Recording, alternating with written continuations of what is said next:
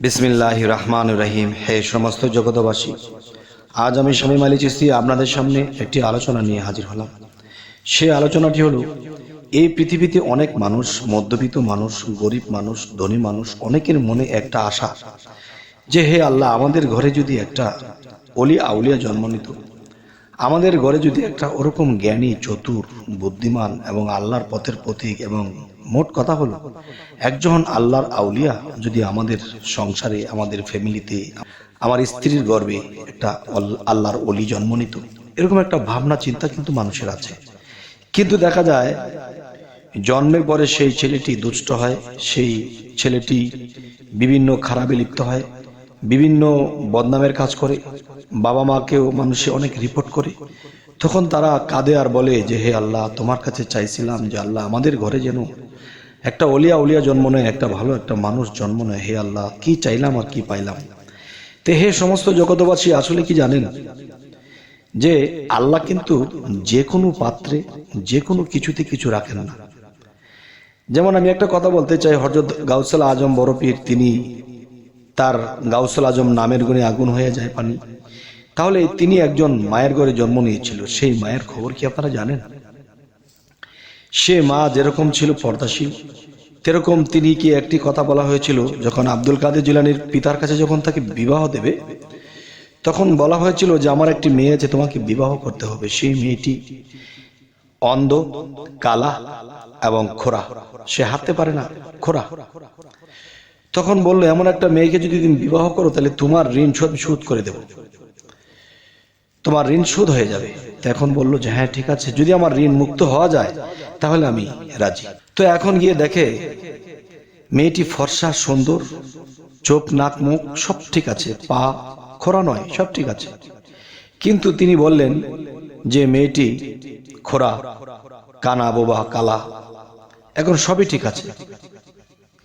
তখন বলল না না না, আপনারা কি বললেন, এখান থেকে মেয়েটা সব ঠিক আছে। তখন সেই মেয়েটির পিতা বলতে লাগলে, দেখো, এই আমার মেয়েটি, এই মেয়েটি কখনো পর পুরুষের মুখ দেখেনি এবং বাহিরের আলো বাতাস দেখেনি, তাই সে অন্ধ। সে এক বাড়ি থেকে আরেক বাড়িতে কখনো হেঁটে যায়নি, এই জন্য সে খোরা। এবং এই মেয়েটি দেখা যায় যে আমি পিতা, তার মাতা, এর বাহিরে কোনো পুরুষ লোক সে চোখে, দুই নয়নে চোখে দেখেনি, যার ফলে সে অন্ধ। সমস্ত কিছু বুঝ দেওয়ার পরে তো এমন একটা লোকের কাছে বিবাহ দিল, তিনিও সৎ। একটি ফল গাছ থেকে পড়ে পানিতে ভেসে গিয়েছিল, সেই ভাসান্ত ফলটা খেয়েছিল ক্ষুধার তাড়নায়। তখন বলল যে হায় হায়, আমি কি করলাম, কার কাছের ফল খেলাম, আমাকে তো হিসাব দিতে হবে। তাহলে সেই ব্যক্তি ফলের জন্য সে 12 বছর খাটলো। এরপরে তাকে এরকম একটা মেয়ের কাছে বিবাহ হইল, আর সেই মেয়েটি সৎ এবং পর্দাশীল। তাহলে একজন পর্দাশীল মেয়ের ঘরে এরকম একটি সন্তান জন্ম নিয়েছে। এখন যে কথাটি বলবো আপনাদেরকে, দেখেন যে আমাদের যে এই জমানা পড়েছে, এতে পর্দা সবসময় থাকাটা অসম্ভব, হয়তো যতটুকু থাকা যায়। এক, দ্বিতীয়ত হালাল খাবার তো খেতেই হবে। তৃতীয়ত যে কোনো নারীর দিকে কুদৃষ্টি দিতে পারবেন না, এবং আপনার স্ত্রী কোনো পুরুষের দিকে কুদৃষ্টি দিতে পারবে না, এবং স্বামী স্ত্রীর মধ্যে একটা বিশ্বাস ভক্তি থাকতে হবে। এখন মোট কথা হলো যেটা, সেটা হলো, দেখেন, একজন মানুষ যদি চায় যে অবশ্যই এরকম একটা পবিত্র সন্তান উলিয়া উলিয়া আমাদের ঘরে জন্ম যেন নেয়, আল্লাহ যেন দেয়, তাহলে সেই ব্যক্তিটি সকাল সন্ধ্যা আল্লাহর জিকিরে থাকতে হবে। এবং দেখা গেছে যে সূরা ফাতিহা 3 বার, কুল হুয়াল্লাহ 3 বার, এরপরে ফালাক একবার, নাস একবার, প্রতি সকাল সন্ধ্যায় পরে পাঠ করতে হবে। এবং এগুলা পরে বুকে ফু দিতে হবে, সেই খাদ্যের মধ্যে ফুক দিয়ে খেতে হবে, এবং কুদৃষ্টি থেকে মুক্ত থাকতে হবে।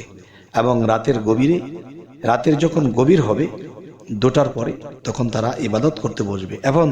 এবং দেখা যায় যখন সন্তান জন্ম দেওয়ার মতো একটা সময় হয়, তখন রাতের 3:30 থেকে 4টা, এর মধ্যে আপনারা দুজনে মিলে ইবাদত করে এরপরে চোখের পানি ফেলে আল্লাহর কাছে বলে আপনারা দুইজন একত্রিত হবেন।